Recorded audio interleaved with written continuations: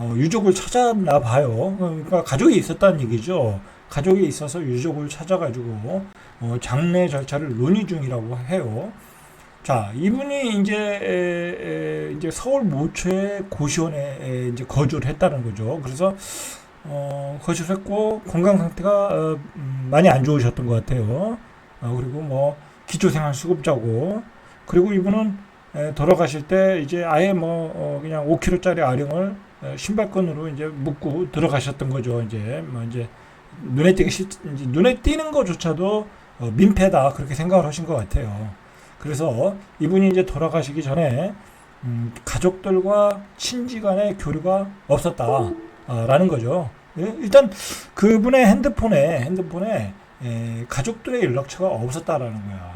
그러니까 이분은 일찌감치 가족들과 교류를 끊은 것 같아요. 자, 우리가 이분의 삶을 뭐 어떻게 살았는지 모르지만 대충 이렇게 한번 상상을 해보면 뭐 거의 비슷하지 않겠어요? 그죠? 열심히 사시다가 뭐 사업에 실패했거나 아니면 뭐 어떤 경제적인 사정으로 가족들과 헤어졌겠죠. 그죠? 헤어지고 혼자 사신 거죠. 그죠? 혼자 사시다가 또 열심히 사셨겠죠. 그러다가 갑자기 몸이 아픈 거야. 자, 몸이 아프면 일을 못 하잖아요. 그죠? 일을 못 하면 국가에서 기초생활수급자라고 한 5, 60만 원 주나요? 그거 가지고 그냥 먹고 사는 거예요. 그러면 고시원비 한 20만 원 내고 그냥 30만 원 가지고 그냥 식사하시고 그렇게 사시는 거예요. 그 외에는 관계망이라는 게 없어요. 그러면 이분이 뭐 친구가 있겠어요? 뭐 주변에 고시원 사람들하고 친했겠어요? 어떻게 하겠어요? 그죠? 그래서 우리가 지금 이게 우리 정부에서도 많은 고민을 하고 있는 거예요. 이분들을 어떻게 사회 관계망 속으로 이 안에다 넣어서 어떤 그 인간관계를 만들어서 어떤 재생 그리고 나머지 여생을 행복하게 살 수 있게 할 수 있는 건가, 그거를 고민하고 있는 거죠. 우리나라는 또 그런 그 프로그램에 약해요. 아직까지는 뭐 일본 같은 데는 그런 게 잘 돼 있는데, 그죠? 사실 우리가 한번 우리 시선에서 한번 보세요. 우리 시선에서 보면 저기에 고시원에 사시는 분들을 우리가 어떻게 보는 건가 한번 보세요. 일단은 서로가 벽을 놓고 보잖아요. 그죠? 벽을 놓고 보잖아. 뭐 그분들을 위해서 우리가 봉사하러 간다든지, 그죠? 그분들을 위해서 뭐 어떤 뭐랄까요? 어떤 그 재능 기부를 한다든지 뭐 그런 것도 뭐 우리가 전혀 없잖아요. 뭐 그런 경우가 거의 없잖아요. 그냥 뭐 교회 단체에서나 뭐 아니면 자선 단체에서 식사를 대접하거나 뭐 그런 것밖에 없잖아요. 자, 근데 중요한 거는 이런 분들이 이 어떤 사회 관계망을 가질 수 있도록 하고 거기서 인간관계가 만들어져서 대화를 하고, 그죠? 그러면서 병원 치료도 받고, 그죠? 뭐 사실 뭐 재단이라는 게 뭐예요? 그 수많은 재단이라는 게 뭐예요? 그죠? 그런 걸 도와줘야 되는 거잖아요. 사실 참 우리가 한번 생각을 해봐야 돼요. 노인 인구가 급증을 하고, 그리고 그들이 지금 고독사 위험에 몰렸다고 하면 여러 가지 우리가 그들을 도와줄 방법을 한번 찾아봐야 된다라고 저는 생각을 해요. 왜냐면 이분들이 다 군대도 갔다 오고, 그죠? 국가를 위해서 봉사를 했을 거고, 그리고 대한민국의 경제 발전에도 이바지했을 거고, 그리고 이분들이 많은 자식들도 낳았을 거란 말이에요. 그죠? 할 만큼 한 거란 말이에요. 그죠? 단지 못 살고, 그죠? 아무래도 다른 분들보다는 경제적으로 못 살고, 그죠? 그리고 배우지 못하고, 뭐 그래서 이런 어떤 굉장히 열악한 상황으로 들어갔을 뿐이죠. 그죠? 남들과 기회가 틀렸기 때문에. 그래서 그런 부분을 우리가 케어해야 되지 않나, 라고 보고 있고, 정부도 그런 시각으로 지금 보고 있어요. 그죠? 자, 이분 같은 경우엔 이제 돌아가시기 전에 아주 깔끔한 분이셨어요. 깔끔한 분이셨어요. 책상 위에 현금 10만 원과 청소를 잘 부탁한다. 참 깔끔하신 거죠. 그죠? 민폐도 안 끼치고, 그죠? 그리고 또 방에 있는 달력에 몸이 너무 아파 살고 싶지 않다. 이게 얼마나 몸이 아프셨겠어요. 그죠? 뭐 먹는 것도 제대로 못 먹죠. 병원 가서 뭐 치료를 제대로 받았겠어요. 그냥 너무 아프니까 그냥 그 진통제나 먹고 그랬겠죠. 그죠? 그러니까 계속 병이 아프고 합병증이 오는 거예요. 그죠? 합병증이 오는 거야. 참 몸이 늙어서 나이 들어서 몸이 아프면 참 이게 그거만큼 고통스러운 게 없어요. 그래서 실제로 이분의 방에는 여러 종류의 약이 있었고 평소 지병을 앓고 있었고 월 20만 원의 고시원 방에 살아왔다라는 거죠. 그리고 기초생활수급 대상자였다라는 거죠.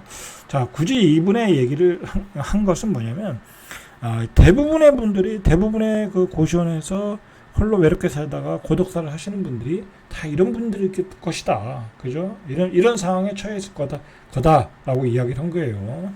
자, 예전에는 이제 이런 노인분들이 혼자 사는 노인분들이 허름한 반지하, 옥탑방 그런 데 사셨죠.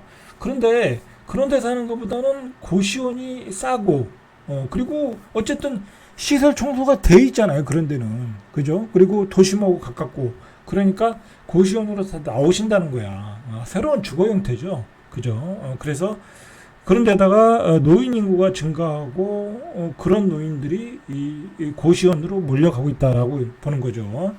자, 서울의 공영 장례 지원 단체 나눔과 나눔 이런 단체가 있어요. 그래서 서울 고시원의 고독사 사망 사례 23건 중에 5060 세대의 사망이 20건이다. 그죠? 그러니까 50대, 60대가 고시원에서 많이 돌아가신다라는 거예요. 전체 86.9%다라는 거죠. 고독사의 경우에는요, 서울에서의 고독사가 많고 지방에서는 고독사가 별로 없다고 그래요. 아니, 지방에서는 고시원의 고독사가 없다라고 해요. 지방에서는 그냥 저렴한 주택이 많잖아요. 그죠? 임대주택도 있고 뭐 원룸도 있고, 그죠? 서울보다 저렴하니까. 그러니까 고시원에서 고독사는 없다. 그러나 지방의 고독사는 더 많아요. 그죠? 그건 통계에서 나왔어요. 대전이 제일 많아요. 대전이 의외로. 그건 왜 그래요? 대전이 1인 가구가 많다고 그러잖아요. 그죠? 서울이 고시원에서의 고독사가 많은 것은 유독 고시원이 많기 때문에 그런 거예요. 그죠? 그렇게 보시면 돼요. 자, 2017년부터 2021년 국내 고독사 수를 보니까 2,412명에서 3,048명, 그 다음에 2021년에 3,378명, 점차 늘어나고 있죠. 자, 이게 우리 베이비붐 세대가 또 이렇게 나이가 들잖아요. 그죠? 노인 인구가 많으면 많을수록 더 늘어나겠죠. 그죠? 전체 사망자의 1% 수준, 그죠? 1% 수준이 고독사를 하고 있다라는 거죠.